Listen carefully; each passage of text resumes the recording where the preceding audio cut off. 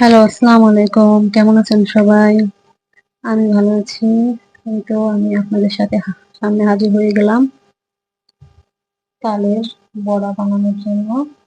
তো এখানে আমি প্রথমে তালের রসগুলো এখানে ঢেলে দিব। এরপর আমি নারকেল কোরানো দিয়ে দিব। তবে নারকেল কোরানোটা আপনাদের ইচ্ছা মতো দিবেন। আমি যে যেমন কাপ দিয়ে মানে তালের রস দিয়েছি সেটা দিয়ে দিলাম। এখন আমি এর মধ্যে দিয়ে দিব গুড়। আমি পিঠাটা গুড় দিয়ে তৈরি করবো। তো আপনারা চাইলে আপনাদের ইচ্ছা মতো গুড় দিয়ে করতে চান বা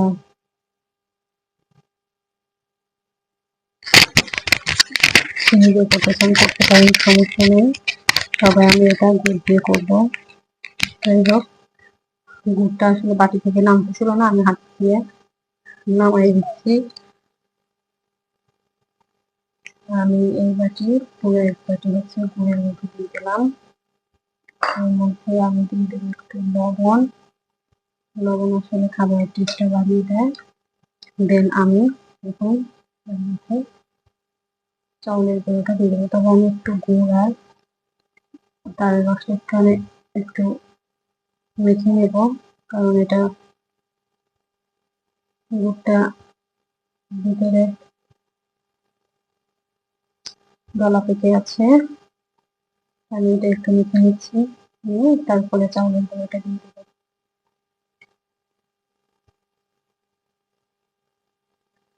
আমার মাখা শেষ।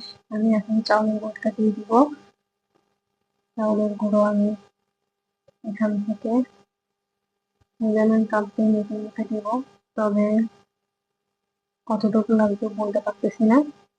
যতটুকু লাগে আমি ততটুকু এখানে দিয়ে দেবো। এগুলো অবশ্য শুকনো চালের গুঁড়ো আমি রেখে দিয়েছিলাম। 2 কাপ দিয়েছি। আমি একটু মেখে নিচ্ছি, দেখি আরো কতটুকু লাগে। আমার মনে হচ্ছে আরো লাগবে। যাই হোক, আমি আরো কয়েক কাপ দিয়ে দিচ্ছি।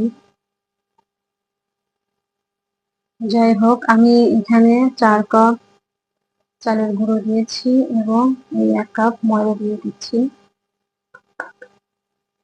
দিয়ে এটাকে ভালো করে মিক্স করব। মিক্স করে যদি আমার আর একটু লাগে তাহলে আমি আর একটু ময়দা অ্যাড করবো এখানে। অবশ্যই আপনাদেরকে আমি জানিয়ে দেবো আমার কতটুকু ময়দা বা চালের গুঁড়া দুটো কতটুকু লাগছে টোটাল।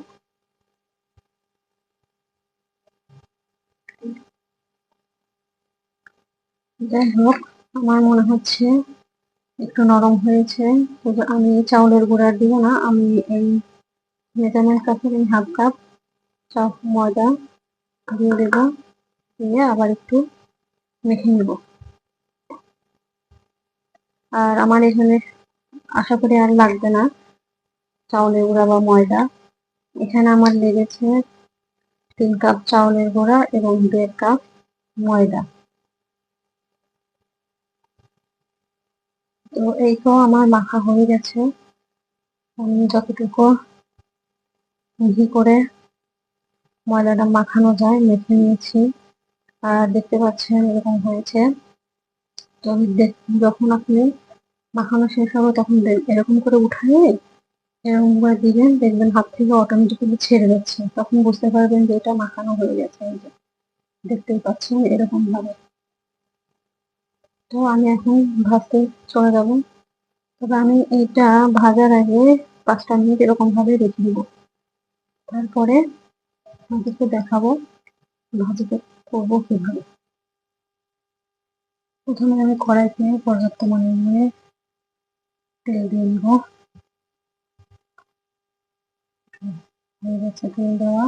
এখন তেলটা গরম হওয়া পর্যন্ত অপেক্ষা। তেল গরম হলে আমি পিঠাটা দিতে শুরু করব। তেলটা গরম হয়েছে কিনা আমি একটু দেখবো, অল্প একটু ছেড়ে দিয়ে দেখবো যে তেলের উপরে উঠে আসে কিনা। সব উঠে আসে বুঝতে হবে যে তেলটা গরম হয়ে গেছে। হ্যাঁ, উঠে আসছে, তার মানে আমার তেলটা গরম হয়ে গেছে। তো আমি এরকম একটা চামচ ব্যবহার করবো, এরকম একটা চামচ ব্যবহার করবো যাতে সমানভাবে সবগুলো পড়ে।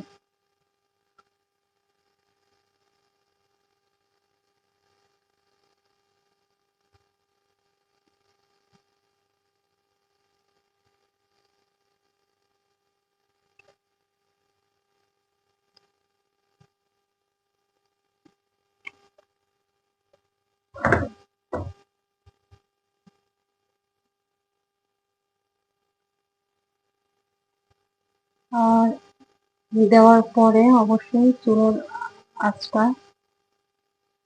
মিডিয়াম রাখবেন, মিডিয়াম টু লোতে রাখবেন, না হলে দেখা যাবে যে ভিতরে কাঁচা থেকে গেছে। অবশ্যই চেষ্টা করবেন চুলার আঁচ মিডিয়াম টু লোতে রাখার।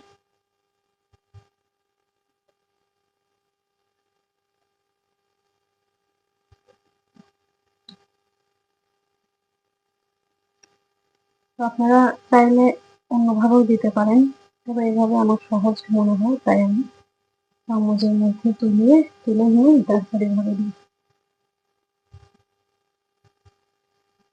আপনারা